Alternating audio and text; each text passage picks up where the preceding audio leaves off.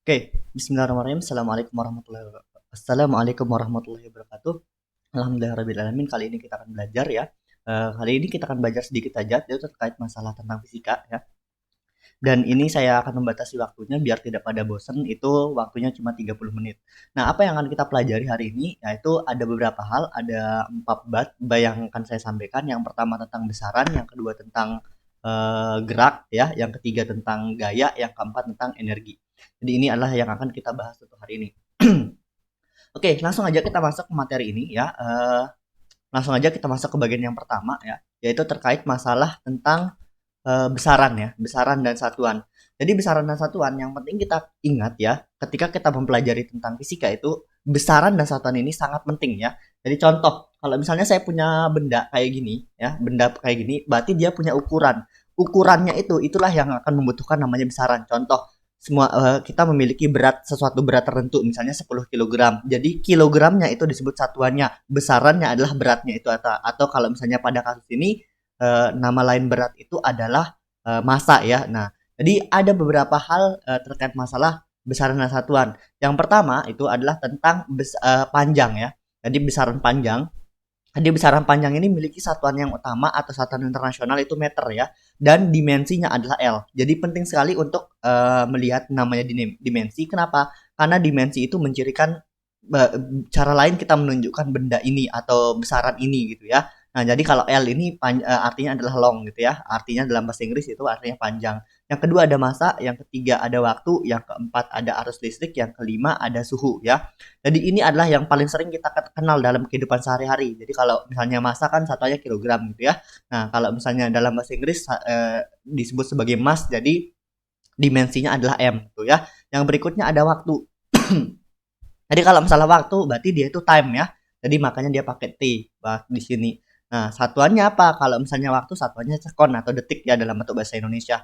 Yang berikutnya adalah arus listrik. Arus listrik artinya kenapa? Karena kita memiliki bentuk listrik kan ke dalam kehidupan kita sehari-hari deket gitu ya. Jadi kalau misalnya dia itu arus listrik itu apa? Satuannya itu adalah ampere. Jadi dimensinya dalam bentuk I di sini ya. Nah, terus dia itu suhu. Kalau suhu itu bahasa Inggrisnya sebagai temperatur ya, temperatur. Jadi satuan utamanya bukan derajat Celcius, tapi ingat harus Kelvin. Jadi kalau misalnya kita mengerjakan besaran fisika, nanti bentuk untuk mengerjakannya itu berarti dalam bentuk Kelvin ya. Jadi dan dia itu apa? Dalam bentuk dimensinya adalah theta. Kenapa? Theta ini huruf lain dari T, berarti huruf temperatur gitu ya. Huruf lain dari T nih. Kalau misalnya theta. Terus yang berikutnya ada yang keenam itu adalah terkait masalah dengan jumlah zat. Nah, cara jumlah zat itu yang sering kita kenal dalam kimia juga ya. Jadi itu bentuknya dalam bentuk mol. Nah, jadi dimensinya dalam bentuk R dan yang terakhir adalah intensitas cahaya. Nah, bentuknya kayak gini. Jadi ini adalah besaran yang paling penting kita ngelihat kalau misalnya besaran pokok. Terus berikutnya ya, yang berikutnya adalah besaran turunan. Besaran turunan berarti yang diturunkan dari besaran pokok. Nah, jadi besaran turunan contohnya luas, kecepatan, percepatan, gaya, energi, tekanan, usaha, dan sebagainya. Dan ini semua yang selain besaran pokok disebut sebagai besaran turunan. Sekali lagi, semua yang selain besaran pokok disebut sebagai besaran turunan. Nah, contoh soalnya ada banyak ya. Sebenarnya bisa kita temukan di internet langsung. Nah, jadi kalau misalnya contoh pada soal yang pertama, satuan-satuan berikut merupakan satuan besaran pokok kecuali. Jadi kita harus cari tahu mana yang pokok. Jadi selama kita udah tahu yang pokok, berarti kita bisa mendefinisikan mana yang selainnya ya. Kalau yang selainnya pasti besaran turunan. Jadi kalau misalnya pada kasus ini, tinggal kita lihat bandingin ya tuh. Di jawabannya adalah apa? Yang ada di sini watt. Kenapa? Karena watt itu kan tidak ada dalam bentuk tabel besaran pokok tadi. Jadi jawabannya itu. Nah, begitu juga yang lain.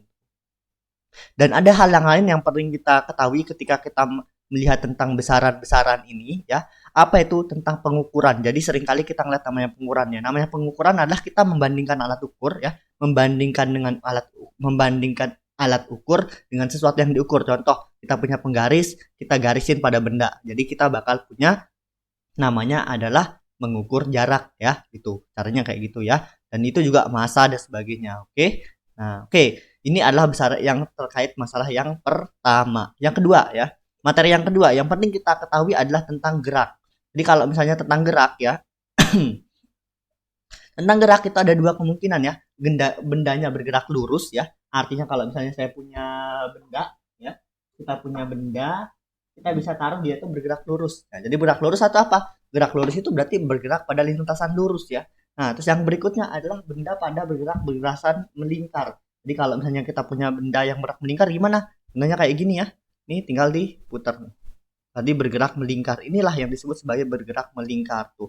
Jadi ini adalah yang penting kita ketahui. Adapun terkait masalah ini ya, masalah tentang gerak ini, ada dua hal yang penting kita lihat, gerak lurus yang beraturan sama berubah beraturan. Jadi kalau misalnya beraturan artinya apa? Kecepatannya tetap. Jadi sekali lagi kalau misalnya dia itu beraturan berarti kecepatannya tetap. Berarti kalau misalnya di sini bentuknya tuh V sama dengan S per T. Jadi dia itu suatu yang konstan. Penting untuk dilihat yang kasus gini. Jadi kalau misalnya dibolak-balik persamaannya kayak gini ya. Nah, adapun ini untuk bergerak lurus. Kalau V itu sama dengan S seperti itu bentuk gerak lurus. Kalau misalnya dia bergerak melingkar ya. Jadi kalau misalnya dia bergerak melingkar bentuknya apa? Bentuknya kayak gini ya. Tuh. Jadi yang sebelah kanan. Jadi dia itu bentuknya apa? Theta sama dengan omega kali T. Omega itu adalah bentuk dari kecepatan sudut. Jadi tinggal diubah aja dari gerak lurus menuju gerak melingkar. Jadi intinya seperti itu ya.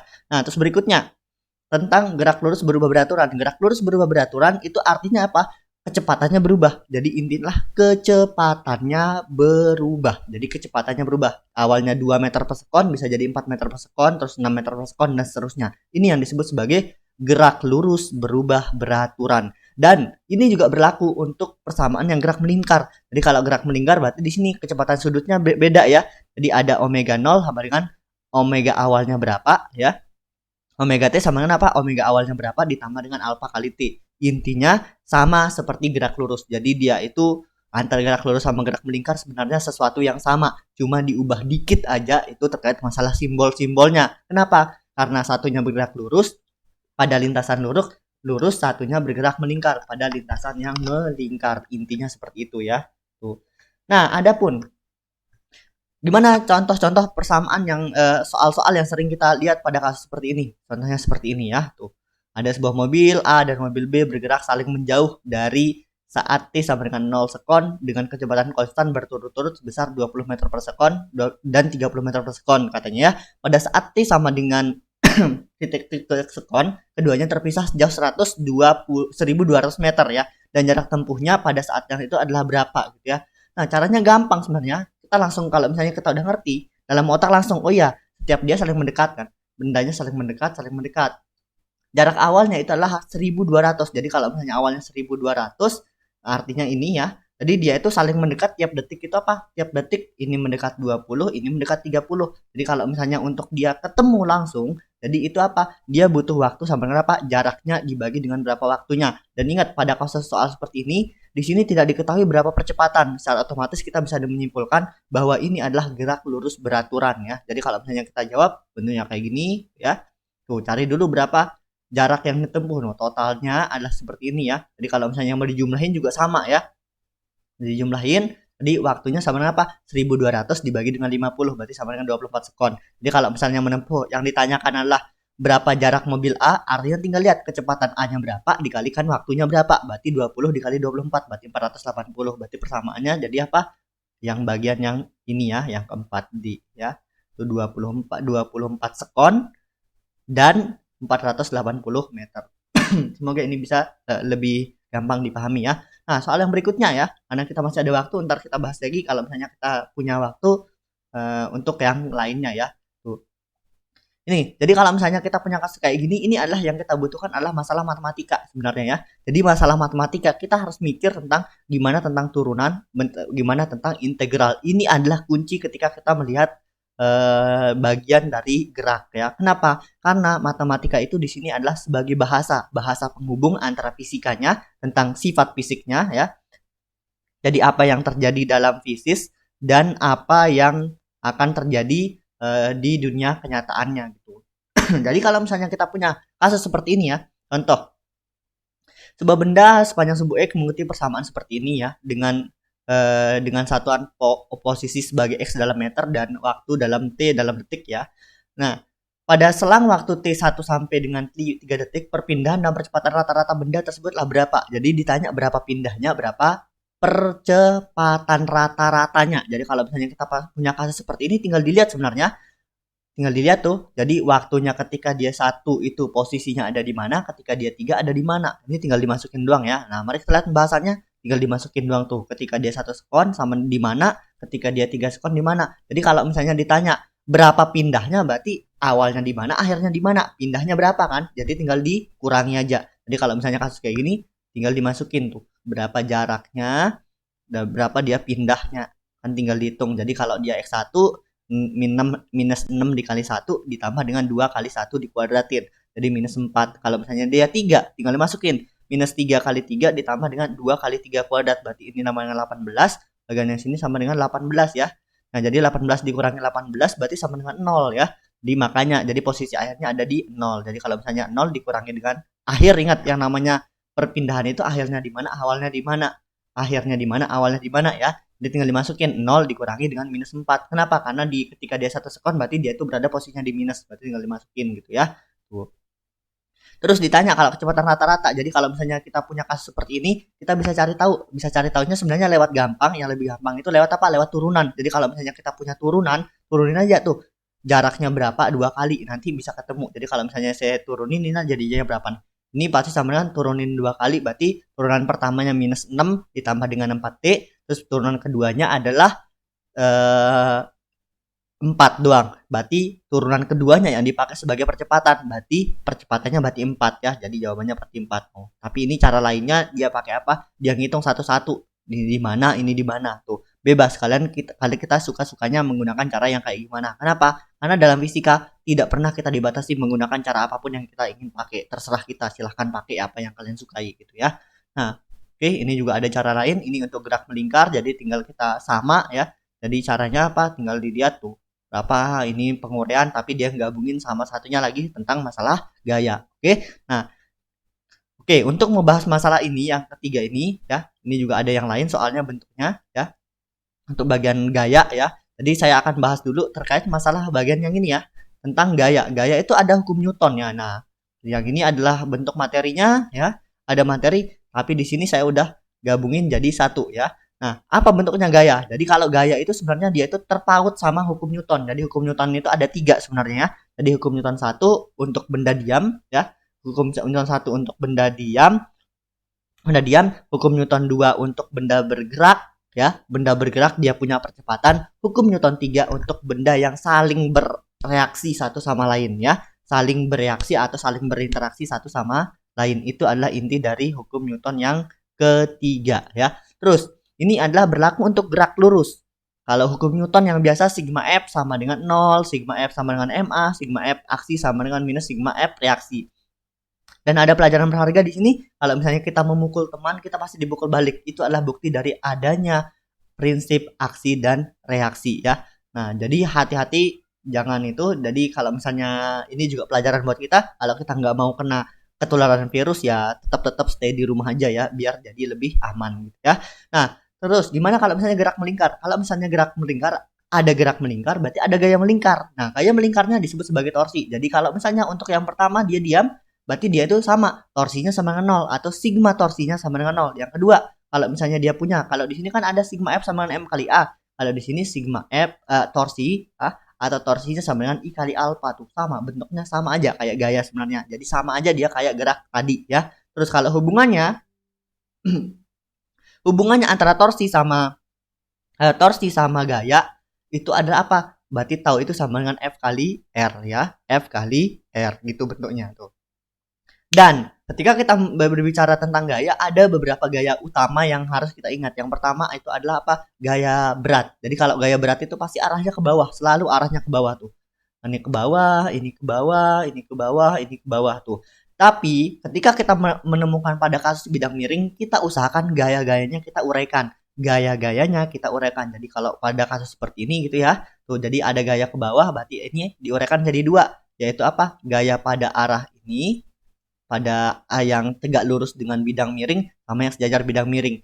Ingatnya biar gampang, biar kalian gampang kalau nyusahin susah untuk ingat-ingat yang kayak gini, tinggal dilihat ya. Adalah caranya gini ya. Jadi caranya apa? Kalau misalnya dia sejajar bidang miring ya, yang sejajar bidang miring itu adalah W sin theta. Berarti MG dikalikan dengan sin theta. Jadi bentuknya adalah seperti itu ya, tuh. Di bentuknya sama dengan W kali sin theta. Nah, jadi ini yang penting untuk diingat tuh. Terus yang berikutnya ada gaya normal. Kalau gaya normal itu artinya apa? Gaya kalau misalnya benda bersentuhan ya. Jadi benda bersentuhan dengan lantai. Jadi kalau misalnya kita punya lantai ya seperti tadi, artinya ini didorong. Ini gaya normalnya berarti ke atas ya. Jadi arahnya ke atas. Kalau misalnya dia seperti ini, gaya normalnya ke arah sana gitu ya. Ke arah atas. Kalau misalnya dia ke bawah, berarti gaya normalnya ke bawah gitu ya. Jadi intinya cuma kita lihat gaya tegak lurusnya ada ke kemana aja gitu. Itu adalah inti dari gaya normal nih. Ini ada contoh gambarnya. Dan ketika kita mengerjakan nanti gaya normal, besar gaya normal, tinggal lihat aja mana yang melawan arah gaya normal itu. Jadi dilihat yang melawannya saja ya. Tuh. Yang berikutnya ada gaya gesek. Gaya gesek itu adalah muncul kalau misalnya gayanya bendanya dia itu ada bergesekan. Jadi kalau benda bergesekan itu berarti bersentuhan ya.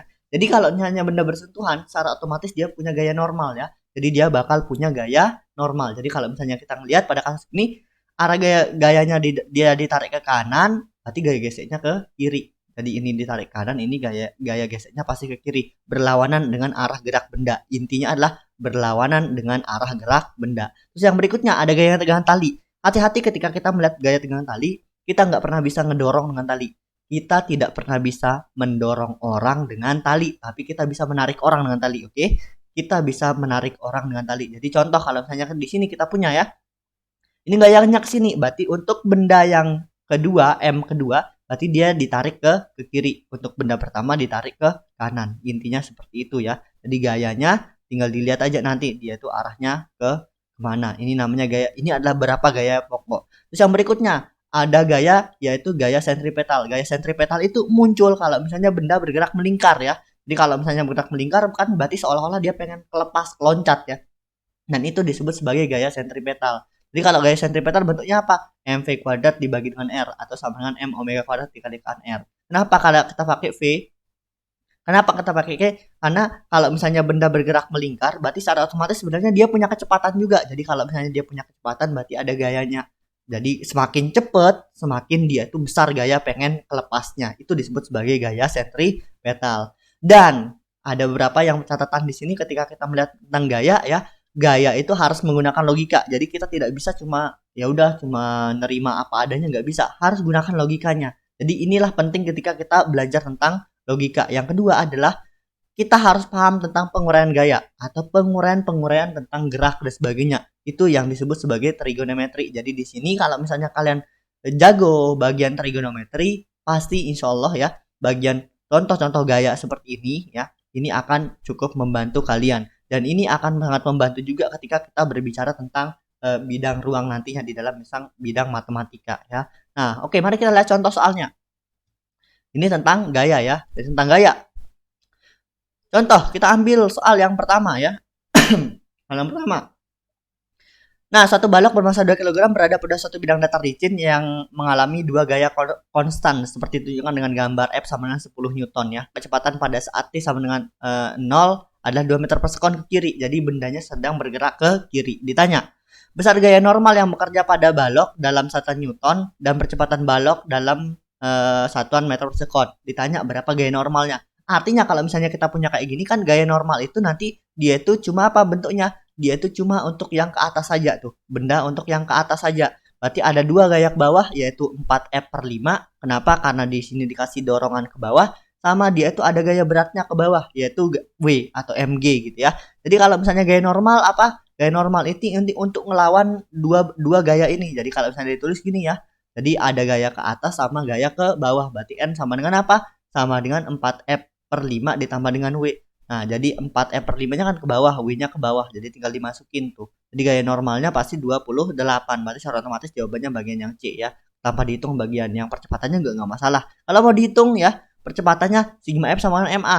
Apa yang menyebabkan dia itu muncul percepatan? Yaitu apa? Gaya yang ngedorong ke kiri kanan ya. Gaya ngedorong ke kiri kanan. Tapi di sini yang ngedorong cuma kanan aja. Yaitu apa? 3F/5. 3F/5 itu apa? 3 kali 10 dibagi 5 berarti 6. Masanya adalah 2 kg. Berarti percepatannya 6 dibagi dengan 3. Berarti 6 dibagi 2 ya. Jadi sebenarnya kayak gini. Berarti percepatannya adalah 2 meter per sekon kuadrat. Jadi bentuknya seperti ini. Nah, kalau misalnya nyari perpindahan ya udah tinggal dilihat. Jadi tinggal kita udah ketemu bagian percepatan tadi ya. Udah dapat percepatan, berarti kalau misalnya dimasukin bisa kayak gini ya. P0T ditambah dengan setengah AT kuadrat bebas. Bisa pakai kayak gini. Langsung bisa dikerjain. Kalau mau pakai integral juga nggak masalah sih, nggak pakai langsung pakai yang persamaan udah jadi dari kita mengetahui dari GLBB juga tidak masalah. Dan pilihlah cara yang tercepat yang bisa kalian gunakan ya. Ini adalah cara terbaik untuk kalian bekerja gitu. Terus yang berikutnya soal yang lain ya. Jadi kita masih punya 10 menit ya. Sini. Nah, kalau misalnya gimana kalau ini ada hukum Kepler, ini juga termasuk gaya. Oke, saya skip dulu bagian yang ini juga ada nih. Sebuah kotak diletakkan pada bak mobil terbuka yang sedang mulai bergerak dengan percepatan 6 meter per sekon. Massa kotak adalah 40 kg jika koefisien gesekan statis dan kinetis berturut seperti ini ya, gaya gesek emerja. Nah, harusnya kalau misalnya kita punya kasus seperti ini adalah sedikit tricky. Tinggal kita ngelihat apakah gayanya. Nah, jadi kalau misalnya di sini kita dapat memiliki, coba dikatakan di sini adalah maka gaya gesek ya, gaya yang diberikan lantai pada bak terbuka adalah sebagai berapa itu. Tinggal kita pilih sekarang, dia itu akan diam atau dia akan bergerak. Nah, pada kasus seperti ini keadaannya dia tuh, nah kalau misalnya ditulis mios kali n, nah jadi kayak gini ya, sama dengan m kali g. Nah, tapi pada kasus seperti ini coba lihat, ada cara lain untuk kita ngelihat bahwa dia itu bergerak, dia itu ya sedang bergerak. Jadi kalau misalnya saya tulis ya, ini samanya bentuknya ya. Bentar. Nah, jadi kalau misalnya saya punya kasusnya kayak gini ya, masalahnya. Nah, ada benda kayak gini di atas mobil truk. Truknya sedang bergerak dengan kecepatan apa? Dengan kecepatan 6 meter per sekon ya. 6 meter per sekon kuadrat. Jadi artinya pada kasus gini mobilnya akan mengalami gaya ke kiri yang disebut sebagai gaya fiktif ya. Gaya fiktif. Apa itu gaya fiktif? Intinya kalau misalnya kita naik mobil kayak gini ya. Kalau misalnya mobilnya tiba-tiba kencang sini kan kita tarik ke bawah belakang ya. Nah, ini disebut sebagai gaya yang fiktif. Nah, jadi artinya apa? Ini sama dengan F sama dengan M kali A. Jadi kalau misalnya saya masukin, ini masanya berapa? Masanya kan masanya 40 kg ya, 40 kg. Nah, percepatannya adalah bendanya pasti pada kasus seperti ini dia itu akan diam di atas lantai ya. Kenapa? Karena udah diketahui di sini gaya gesek maksimalnya itu adalah 320 tuh, 320 Newton. Nah, jadi kalau di sini 6 berarti sama dengan 240 Newton. Artinya seolah-olah ini benda ini ditarik dengan gaya ke depan ya. Gaya ke depan dia itu besarnya adalah 240 Newton. Biar dia bisa bergerak. Dan ternyata gaya maksimalnya Fmax-nya itu sama dengan apa? Sama dengan 320 Newton. Nah, pada kasus seperti ini artinya ya, di soal ini ya, yang bikin kunci jawaban di sini adalah salah. Dia itu bukan 320 gayanya, tapi adalah 240. Kenapa? Karena yang ini dia nggak butuh gaya 320 untuk bergerak, tapi dia cukup dengan 240 sudah bisa bergerak. Berarti jawabannya seharusnya adalah 240 Newton. Berarti jawabannya seharusnya bagian yang D ya. Hati-hati ketika melihat seperti ini. Dan ini adalah kuncinya apa? Kalau misalnya mau seperti ini, kalian harus apa? Harus paham apa sih kasusnya yang akan kita pelajari gitu ya. Tuh. Oke, mungkin ini yang bagian gaya. Saya lanjut sedikit terkait masalah energi karena waktu kita cuma tinggal 7 menit lagi ya. Nah, masalah energi. Jadi kalau misalnya energi, intinya apa? Energi itu bentuk lainnya, nama lainnya itu adalah tenaga ya, tenaga yang kita miliki. Nah, jadi dalam kita membahas tentang tenaga atau energi, ada beberapa hal yang pokok yang penting kita ngelihat. Yang pertama tentang usaha. Jadi tentang usaha, jadi kalau misalnya kita narik benda, berarti kita melakukan usaha ya. Kita menarik benda, berarti melakukan usaha. Berarti itu yang namanya berapa besar usaha yang dilakukan itu adalah gayanya berapa dikali perpindahannya berapa. Sekali lagi, gayanya berapa dikali perpindahannya berapa. Kalau misalnya dia miring kasusnya seperti ini, berarti yang dilihat apa? Gaya yang lurus ini aja. Berarti nanti di sini kalau misalnya kita bisa ngorekan ini langsung F cos theta. Nanti kalau dimasukin di sini W sama dengan F cos theta dikalikan dengan S ya. W sama dengan F cos theta dikalikan dengan S. Jadi jaraknya gaya yang ke kanan berapa. Nah, ini adalah terkait masalah usaha. Intinya kita pengen ngemindahin benda ya. Nah, yang kedua, itu ada energi potensial. Energi potensial itu adalah energi kalau benda memiliki ketinggian ya. Bentuknya apa? Masanya berapa, G-nya berapa, dikalikan hanya. Mungkin ini adalah bagian yang paling gampang yang sering kita temukan dan rata-rata biasanya siswa atau mahasiswa itu suka banget terkait masalah energi potensial karena ini gampang. Yang jadi masalah adalah ketika dia pindah dari satu bentuk ke bentuk yang lain ya. Nah, oke, sebelum saya membahas perubahan atau pindahnya gimana, saya langsung bahas dulu bagian tentang ini, tentang energi kinetik. Jadi kalau misalnya masalah energi kinetik ya, energi kinetik itu intinya energi kalau misalnya benda bergerak. Contoh, kita naik ke atas bukit kayak gini ya. Dari atas bukit kita bisa terjun, berarti dia memiliki perubahan energi ya. di sini punya energi potensial waktu dia paling tinggi, terus ketika dia bergerak di sini berarti punya energi kinetik. Bentuk energi kinetik itu apa? Bisa digabung dari W, bisa langsung pakai yang ini setengah mv kuadrat. Insya Allah rata-rata semua orang biasanya pada lancar bagian ini. Energi kinetik sama dengan setengah kali massa dikalikan dengan kecepatannya dikuadratkan ya. Tuh. Nah, jadi ini juga sama. Kalau misalnya kita taruh benda, letak benda, jatuhin kan sama juga kasusnya ya. Tuh. Nah, di sisi lain ada energi yang lain, yaitu apa? Energi listrik. Jadi kalau energi listrik itu apa? Energi yang dimiliki listrik. Contoh saya punya lampu, berarti dia butuh energi. Jadi kalau misalnya kita tulis kadang dibikin gini, berapa kilowatt? Nah, berapa kilowatt dalam 1 jam? KWH dibilang. Itu adalah bentuk dari energi, kilowatt hour ya, kilowatt jam gitu ya. Jadi kalau misalnya kita masukin itu adalah energi dan kita bisa menghubungkan energi satu ke bentuk energi yang lain. Contoh energi listrik kan kita bisa bikin jadi apa? Untuk muter blender gitu ya. Jadi dia berubah dari energi kinetik dari energi listrik berubah jadi energi kinetik ya. Tuh, untuk menaikin benda juga bisa ya. Jadi diubah dulu dalam bentuk energi kinetik dia berubah lagi. Terus yang berikutnya adalah masalah kalor. Jadi kalau kalor ini juga sebenarnya energi. Jadi kita bisa ngehubungin antara kalor dengan energi lain. Contoh dengan energi kinetik. Buktinya apa? Buktinya kayak gini. Kalau misalnya saya punya benda ya, saya gesek-gesekin kayak gini, lama-lama kerasa panas ya. Awalnya dari energi kinetik berarti berubah jadi energi kalor. Jadi ini adalah intik dari perubahannya. Dan kalau misalnya kita ngelihat ya, bentuknya apa yang akan sering kita bahas terkait masalah kayak gini ya, kayak gini ya. Tuh. Nah, contoh yang kayak tadi saya bilang ya. Tuh, jika efisiensi panas, oh ya suhu air berarti ini berubah ya. Energinya berubah dari mana? Oke, kita baca soal dulu biar mungkin lebih jelas gitu ya. Di dalam sebuah wadah tertutup terdapat 500 gram es dan 700 gram air pada keadaan setimbang 0 derajat Celcius 1 atm. Selanjutnya es dan air itu dipanaskan secara bersama-sama ya. Selama 160 detik. Berarti kalau misalnya dipanasin energinya berubah dari energi listrik berubah jadi energi kalor ya. Nah, pada tekanan tetap dengan menggunakan panas 2100 watt.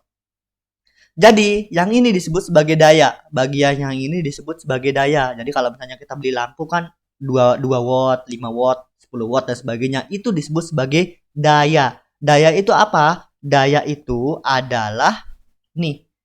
Bentar. Daya itu simbolnya biasa kita tulis sebagai bentuk P ya. Itu sama dengan apa? Sama dengan energinya dibagi dengan waktu. Yang ini energi dibagi dengan waktu. Ini yang disebut sebagai daya. Satuannya dalam bentuk watt ya. Nah, terus kalau kasus seperti ini kita ngelihat ini sebenarnya tinggal kita sama dengan ini ya. Sama dengan MC delta T dikalikan dengan itu ya. Nah, MC delta T kalau misalnya dia itu S-nya awalnya 0, di sini 0 derajat Celcius ya suhunya, berarti S-nya harus melebur dulu, berarti ada M kali L. Jadi kalau misalnya dimasukin bisa kayak gini gitu ya. Nah, cari dulu berapa dia tuh kalor yang dibutuhin. Cari kalornya, terus disama denganin ya. Tuh. Kalau terus apa? Kita masukin antara tinggal disamain doang ya. Disamain aja ini.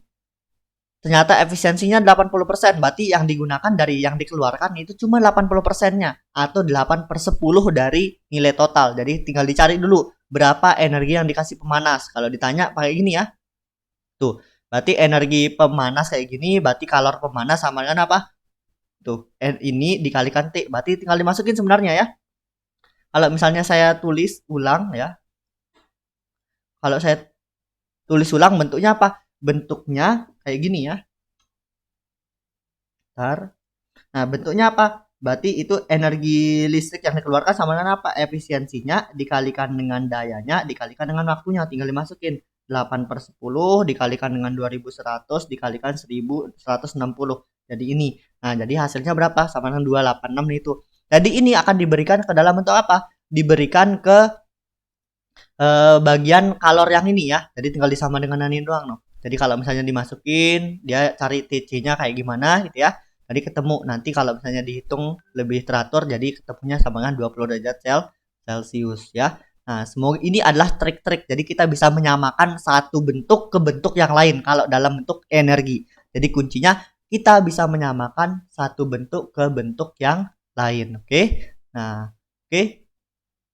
Mungkin ini yang bisa kita sampaikan ya. Dan jangan lupa belajar ya. Yang ini, nah bagian kalau misalnya kalian mengetahui ini, bentuknya di banyak yang bisa kita gunakan sebenarnya. Tapi kalau misalnya di sini yang saya website yang bisa kalian gunakan yang cukup komplit ya, menurut saya itu tanyatanya.com.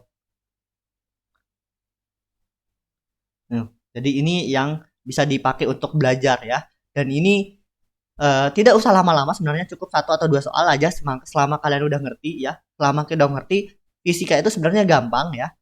Fisika itu gampang kalau kita udah ngerti dasarnya. Itu dia itu bakal mudah kalau misalnya diubah bagaimanapun. Oke ya. Oke, mungkin ini yang bisa saya sampaikan ya. Semoga ada manfaatnya. Terima kasih atas waktu yang sudah disediakan. Sekian. Assalamualaikum warahmatullahi wabarakatuh.